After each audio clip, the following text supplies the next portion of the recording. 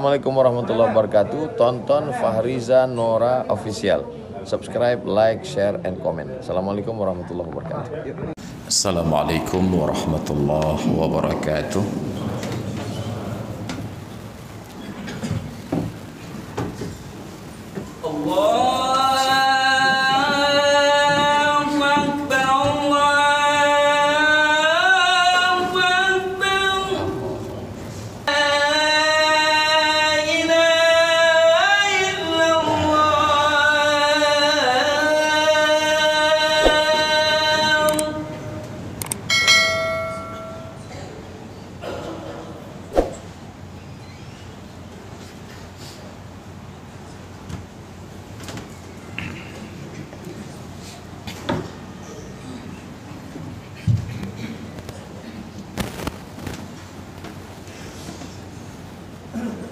Alhamdulillahil qail ya ayyuhalladzina amanu dukhulu fis silmi kaffah wa la tattabi'u khutuwatis syaitan innahu lakum aduwwum mubin.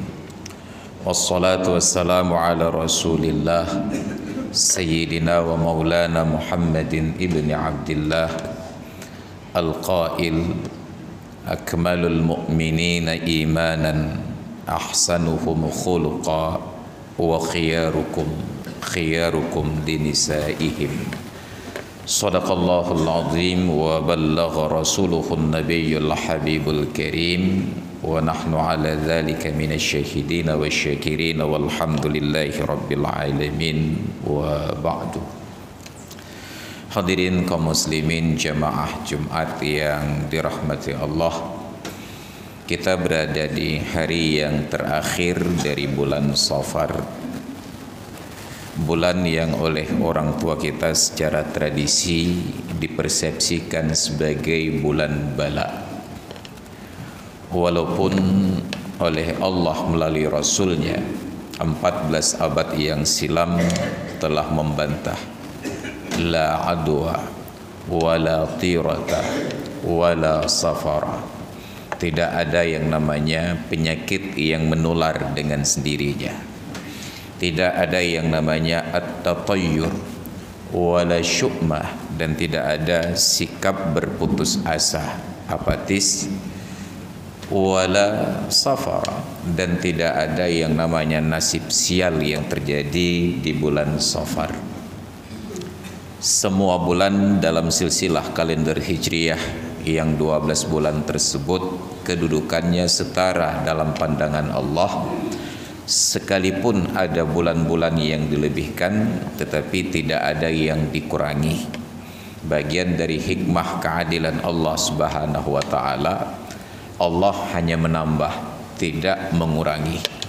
Orang yang berbuat kejahatan, Allah tidak tambah kejahatannya, hanya dicatat sebatas yang dia kerjakan. Niat berbuat jahat di dalam hati selama belum diucap dan belum dilakukan, Allah abaikan. Tetapi untuk kebaikan, hanya sebatas niat, Allah sudah catat sebagai sebuah kebaikan. Bahkan oleh Rasulullah mengapresiasi niyatul mu'min khairun min amalihi. Niat orang beriman kadang-kadang jauh lebih baik daripada perbuatannya.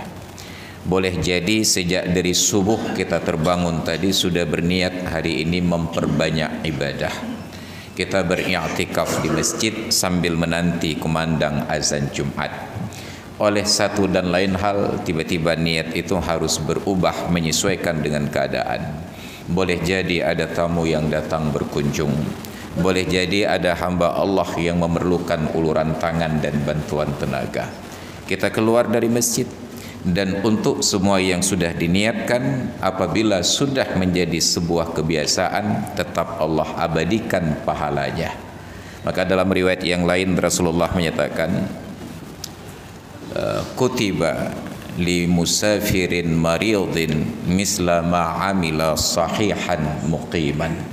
Dituliskan bagi orang yang musafir dan orang yang sakit seperti pahala ibadat yang rutin ia kerjakan dalam keadaan muqim dan dalam keadaan sehat. Hari-hari biasa di kampung kita hadir sholat berjamaah, hadir ke pengajian, lalu karena sedang dalam perjalanan berjamaah tidak sempat hadir dan ke pengajian kita tidak mampu berada. Tapi karena sudah rutin dikerjakan, pahalanya tetap dicatat oleh Allah Subhanahu wa taala. Bagian dari kebaikan, Allah tidak mengurangi pahala.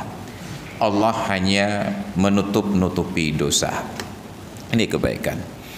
Maka tidak ada yang namanya bulan-bulan yang buruk di dalam Islam dan hari-hari yang buruk. Hanya kadang-kadang pengalaman hidup yang menjadikan senior-senior kita di masa lalu, ulama-ulama di masa lalu, mencatat peristiwa yang berulang-ulang pada momen tertentu sebagai sebuah kebiasaan. Maka muncullah kitab-kitab tentang primbon, mujarrabat, dimulai oleh Imam Al-Fakhrur Razi. Di dalam kitab beliau, kitab yang berjudul Ilmul Firasat, ilmu tentang firasat. Firasat yang dimaksud bukan perasaan kita tentang akan terjadi sesuatu di masa yang akan datang, tetapi firasat yang dimaksud adalah menghubungkan sikap lahir dengan penyakit batin. Mungkin sangat familiar di lingkungan masyarakat kita. Ketika ada orang yang sering bepergian, dapatlah teknya citimoh lalat baki. Itu hal yang berulang-ulang dipelajari oleh guru-guru kita di masa lalu. Umpamanya, maka Nabi kita Muhammad sallallahu alaihi wasallam datang dengan memberikan pengharapan yang baik. Untuk memuluskan harapan tersebut dan memberikan motivasi, Allah turunkan Al-Quran.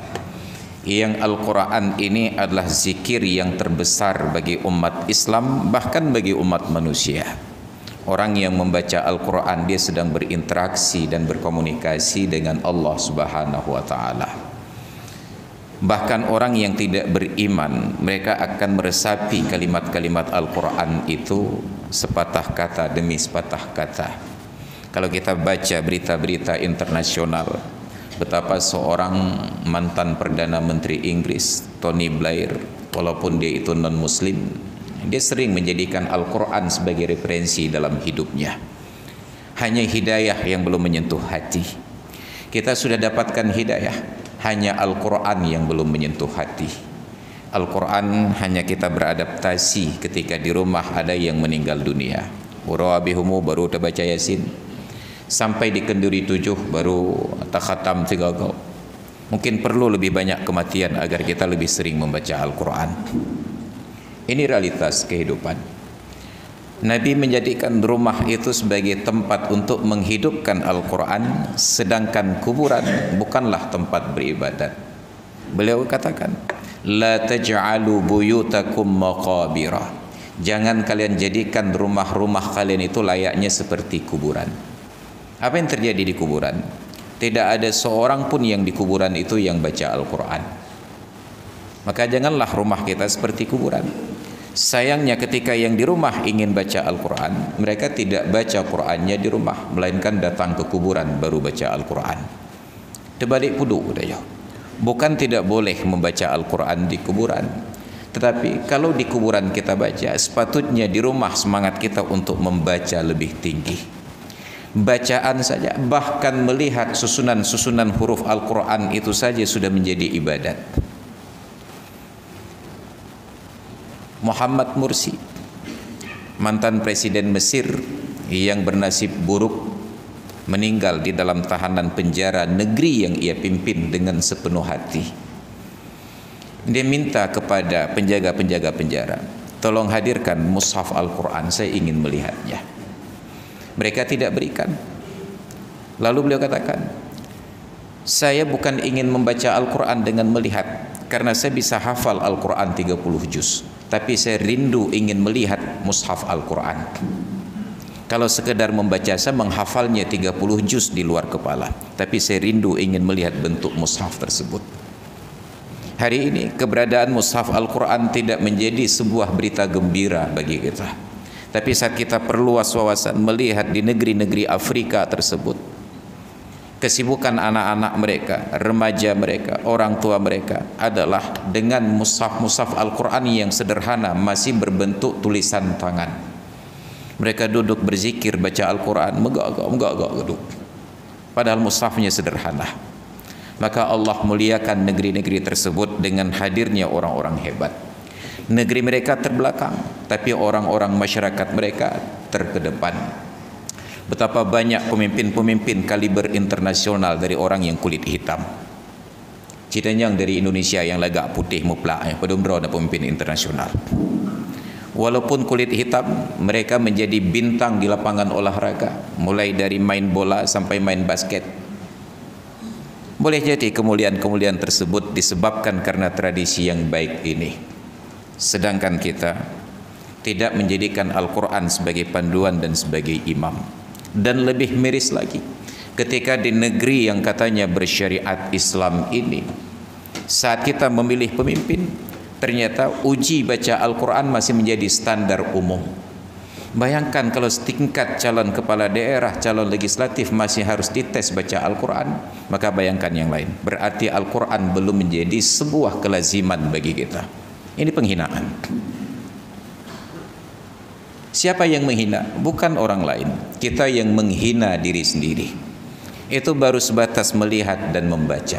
Belum sampai kepada pemaknaan Al-Quran diterjemahkan. Orang-orang Arab di masa lalu, walaupun mereka bukan alim, bahkan buta huruf, tapi ketika ayat Al-Quran itu dibacakan, mereka paham artinya. Salah seorang ulama besar di masa tabi'in, Imam Asy-Sya'bi, beliau duduk di teras masjid sambil mengulang-ulang hafalan Al-Quran. Sampailah bacaan beliau, Az-zaniyatu waz-zani fajlidu kulla wahidin minhuma bi'ami'ata jaldah. Orang laki-laki yang berbuat zina dan orang perempuan yang berbuat zina, cambuklah masing-masing mereka itu 100 kali. Nakalam minallahi bima kasaba, sebagai hukuman dari Allah atas apa yang telah mereka lakukan. Innallaha ghafurur rahim. Allah Maha Pengampun. Orang Arab Badui yang duduk di samping beliau, mohon maaf, as-sariqu was-sariqatu faqta'u aydiyahuma nakalam minallahi bima kasaba, dibaca oleh Imam Asy-Sya'bi. Innallaha ghafurur rahim. Orang Arab Badui yang duduk di samping beliau bertanya, kalamu man qara'ta hadza, ucapan siapa yang sedang anda baca ini? Imam Asy-Sya'bi menjawab, hadza kalamullah, ini kalam Allah. Orang Badui ini membantah, lah, bukan, enggak mungkin ini kalam Allah. Heran seorang ulama besar sekaligus berimam Asy-Sya'bi, bagaimana mungkin seorang Badui yang tidak berpendidikan, tidak bersentuhan dengan kajian bisa membantah bacaan seorang ulama besar. Ditanya di verifikasi, apakah engkau hafal Al-Quran? Katanya tidak. Apakah engkau sering baca Al-Quran? Katanya tidak. Apakah engkau sering dengar kajian-kajian Al-Quran? Tidak. Tidak hafal, tidak baca, dan tidak pernah dengar kajian, lalu bagaimana engkau berani memprotes bacaan saya salah? Hum nulangi ilaih. Maka dengan sikap tawaduknya, beliau ikuti arahan dari orang Badui ini dan diulanglah. As-sariqu was-sariqatu faqta'u aydiyahuma nakalam minallahi bima kasaba. Baru beliau tersadar, ternyata ujung ayat itu bukan innallaha ghafurur rahim, tetapi innallaha azizun hakim. Ditanya, dari mana anda tahu bacaan saya salah? Orang Badui ini menyatakan, bukankah apa yang sedang anda baca menjelaskan orang laki-laki yang mencuri, perempuan yang mencuri, potonglah tangan mereka berdua sebagai balasan dari Allah atas perbuatan mereka. Kalau Allah ingin pencuri dipotong tangan, maka tidak patut ayat berakhir dengan pernyataan Allah Maha Pengampun lagi Maha Penyayang. Kalau Allah Maha Pengampun, kesalahannya diampuni. Kalau Allah Maha Penyayang, tangannya tidak jadi dipotong. Tapi ternyata selama ini pencuri dipotong tangan, menunjukkan bahwa ada yang keliru. Maka haruslah Allah itu azizun, maha perkasa, sanggup memotong, hakimun lagi maha bijaksana, tahu tangan siapa yang harus dipotong. Maka langsung beliau keluarkan pernyataan, Al-Qur'anu yusahhihu nafsahu binafsih. Al-Quran itu meluruskan dirinya dengan dirinya. Maka di dalam pendidikan Islam, ketika seorang perempuan dalam keadaan hamil, janin di dalam rahimnya, dianjurkan untuk sering-sering diperdengarkan ayat Al-Quran. Terlepas dari sahih tidaknya hadis, ketika bayi ini lahir disambut dengan kumandang azan. Kita untuk hal-hal kebaikan selalu mencari dalil, tapi untuk berbuat buruk kita tidak pernah bertanya dalilnya apa. Tibruk-bruk tabang bak punyung anak banyak kan gacet zikir, tapi kita tanya dalil harus akurat dulu. Diperdengarkan sedari kecil. Maka zaman kita kecil ketika berbuat nakal, orang-orang tua di sekitar kita akan nyatakan nyecih dia ngobang. Tapi bayangkan kenakalan anak-anak zaman sekarang. Nauzubillah, tidak pernah terbayang oleh kita di masa lalu. Sejahat-jahatnya kita masih hormat kepada guru, tetapi sebaik-baik anak sekarang tidak punya rasa hormat sama sekali kepada gurunya. Kenapa? Apa yang salah pada pendidikan kita? Kita sedih ketika di Aceh, di Lok Semawe, mulai muncul gejala anak-anak yang buat kelompok geng. Kita sedang berbangga-bangga dari semua kabupaten, kota dan provinsi di seluruh Indonesia, hanya Aceh yang tidak ada premannya. Tapi nauzubillah, sekarang preman-preman kecil itu sudah mulai muncul. Dan penyakit di negeri kita, kerusakan yang kecil tidak segera diperbaiki sampai anggarannya menjadi besar untuk ditangani. Mulai dari perkara sederhana, jalan berlobang sedikit, andai kata ditutup hanya dengan semen satu ember selesai. Tapi tidak ada yang tergerak untuk menambal jalan yang bolong tersebut, walaupun di sampingnya ada proyek yang menggunakan semen. Kenapa? Bukan tupoksi saya, nyalain kontraktor dia. Dan pemerintah tidak tergerak untuk memperbaiki sampai jalan itu putus, nggak bisa dilalui, baru tender proyek. Dulu ketika di Aceh belum masuk anak pang, baru Tiro 2 lewat, tidak ada satu pihak pun yang berfikir ini harus diantisipasi. Sampai akhirnya anak pang tersebut menjadi kuat. Jangankan kita yang sipil yang biasa, tentara ditusuk, polisi dibunuh. Barulah kita berfikir untuk mengamankan mereka. Posisi mereka sudah kuat. Terjadi permisifme, pembiaran. Maka dulu sulit mendapati di Aceh setelah tsunami ada orang-orang perempuan yang berani keluar dengan rambut terbuka, aurat terbuka, dan laki-laki yang pakai celana pendek. Anda tahu perempuan? Tapi sekarang ketika semuanya sudah celana pendek, Anda je berah balik. Semua persoalan baru tertangani ketika sudah sampai pada stadium 4. Ukuran payah amputasi baru ada ubat. Ini pendidikan kita. Apa yang salah? Kesalahan sederhana. Mungkin slogan pendidikan sudah bagus, Tut Uri Handayani. Anak-anak hafal itu, mereka pakai di pecinya Tut Uri Handayani. Yang di belakang itu meneladani. Tapi kita lupa ada 2 semboyan pendidikan lagi dari Ki Hajar Dewantara. Ingarso Sung Tulodo, yang di depan memberikan keteladanan. Kita lupa yang kedua, Ing Madio Mangunkarso, yang di tengah itu memberikan dorongan.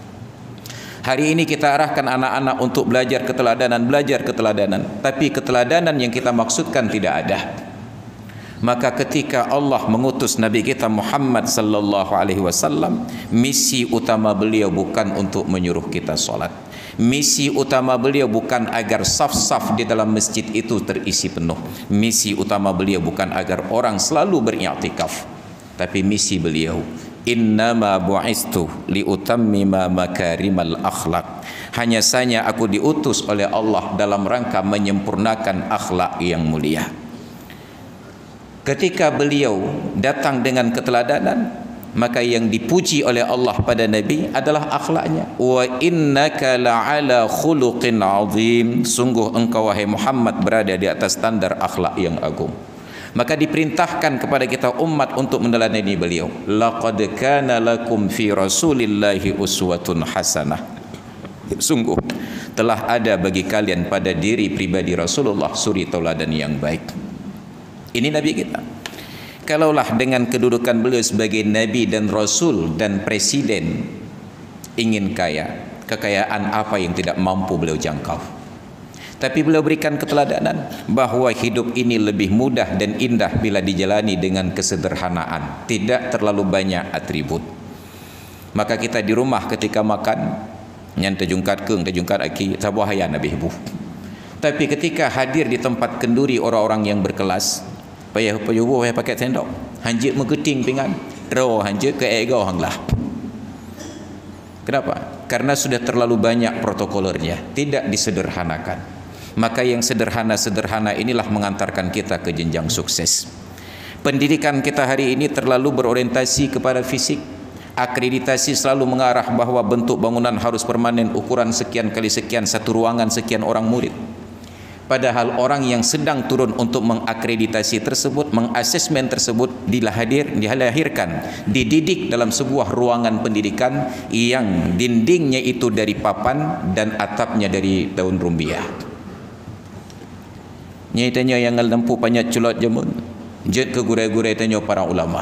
Nyai yang listrik pengeh 20 jam, je ke hantu dong. Kenapa? Kita terlalu fokus pada fisik, lupa kepada makna. Kita terlalu sibuk dengan kulit sampai lupa tentang isinya. Nauzubillah. Maka hari ini yang kita apresiasi, yang kita bangga-banggakan gelar akademik, profesor, doktor, pulan-pulin. Abu kita tidak ada yang profesor doktor, tapi mereka berhasil memerdekakan negeri ini dari kebodohan. Kita hari ini dengan segala gelar akademik hanya mampu membodoh-bodohi, tidak mampu untuk mencerdaskan. Kenapa? Kesalahan pertama, karena tidak adanya keteladanan. Maka na'udzubillah, hari ini semua standar sukses tidak lagi merujuk kepada makna yang sebenarnya. Nabi menyatakan sukses adalah ketika orang yang berinteraksi denganmu menjadi senang. Ahabbul a'mali ilallahi sururun tudkhiluhu ala qalbil muslim. Pekerjaan yang paling dicintai oleh Allah adalah kegembiraan yang engkau masukkan ke dalam hati seorang yang muslim. Nanti kita bubar dari masjid ketika akan keluar, mungkin berdesak-desakan di pintu. Maka orang yang terbaik di antara kita adalah yang memberikan ruang untuk orang. Ini lewat dan ini lepak. Ada prinsip isar, mendahulukan orang lain. Tapi tidak terjadi lagi. Maka semua ruang, mulai dari jalanan, pasar, rumah, sampai di dalam masjid, hampir tidak ada keteladanan sama sekali. Di masjid pun kita tidak punya prinsip isar. Maka sebagai penutup dari khutbah ini, suatu malam saya singgah solat maghrib di sebuah masjid di kota Banda Aceh. Sampai saf keempat, sudah dilanjutkan saf kelima. Tapi saya perhatikan di saf keempat pada sudut sebelah kanan ada ruang untuk masuk seorang jemaah lagi. Dan tidak ada fadilah 27 untuk saf di belakangnya bila ruang itu tidak terisi. Saya masuk. Bapak yang paling kanan, paling ujung, berdiri kakinya mengangkang. Andai kata beliau berdiri dengan jarak kaki kanan dan kiri sejengkal, saya bisa berdiri dengan nyaman. Gepang kaki. Ketika saya masuk, andai kata kita punya nurani, kita punya hati, hana peh dah begah kita tarik kita juk ruang ke kau. Pai tetap gepang. Maka saya berdiri, badan dan bahu, siku saya bisa nyaman, tetapi kaki saya harus rapat. Neci bayang tedong negaya. Apa yang terjadi? Ku katanya teruk lam sembahyang. Lam sembahyang ku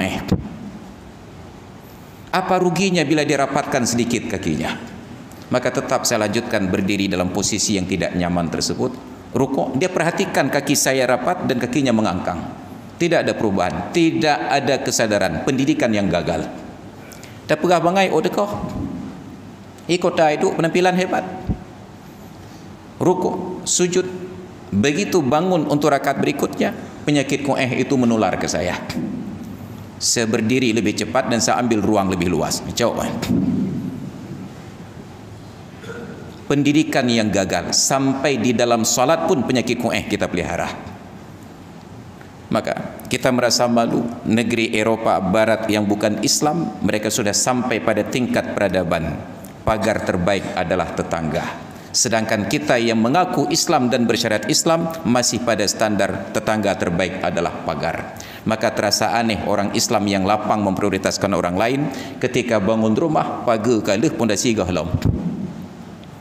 Igap sampai habis umur ada pegak bagus. Kenapa? Ada kesadaran untuk memberikan kenyamanan kepada orang lain.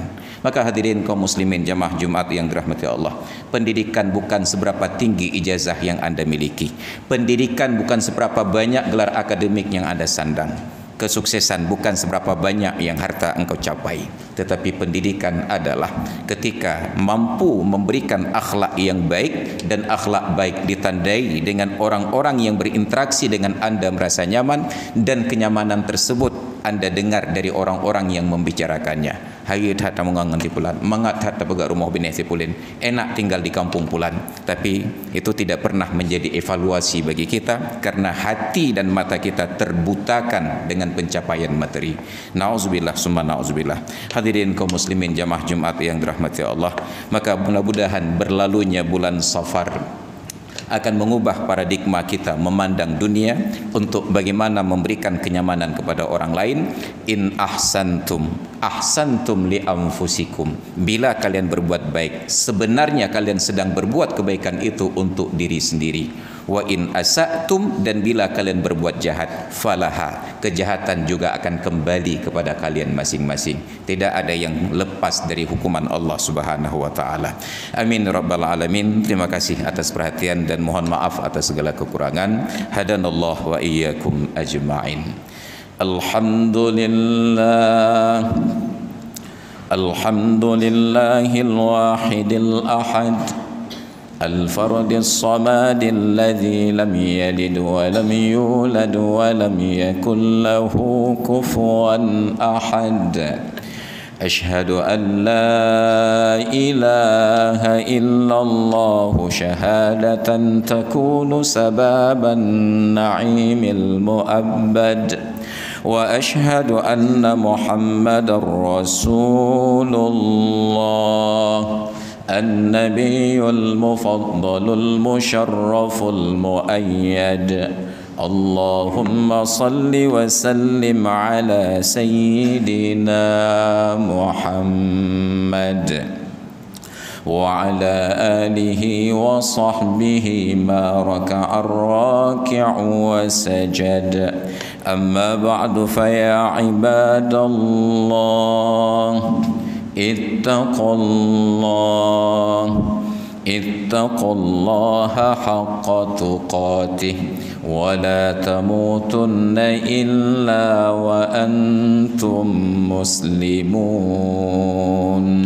وقال الله تعالى في القرآن العظيم: وليخشى الذين لو تركوا من خلفهم ذرية ضعافا خافوا عليهم فليتقوا الله وليقولوا قولا سديدا. بارك الله لي ولكم في القرآن العظيم، ونفعني وإياكم بما فيه من الآيات والذكر الحكيم، وتقبل مني ومنكم تلاوته إنه هو السميع العليم.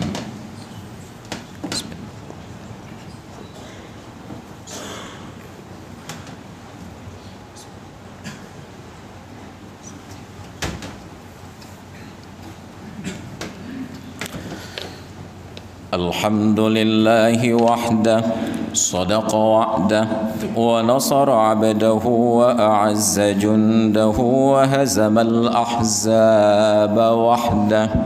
أشهد أن لا إله إلا الله وحده لا شريك له، وأشهد أن سيدنا ونبينا محمدا عبده ورسوله لا نبي بعده. اللهم صل وسلم على سيدنا محمد ابن عبد الله وعلى آله وصحبه ومن والاه. أما بعد فيا عباد الله، أوصيكم ونفسي بتقوى الله وطاعته لعلكم تفلحون. وقال الله تعالى في القرآن العظيم: ومن أحسن قولا ممن دعا إلى الله وعمل صالحا وقال إنني من المسلمين. اللهم اغفر للمؤمنين والمؤمنات والمسلمين والمسلمات الأحياء منهم والأموات وتابع بيننا وبينهم بالخيرات إنك سميع قريب مجيب الدعوات يا قاضي الحاجات. اللهم اغفر للأموات المؤمنين واجعلهم في ألحادهم مطمئنين. اللهم أصلح ولاة أمورنا واهديهم إلى صراطك المستقيم يا رب العالمين.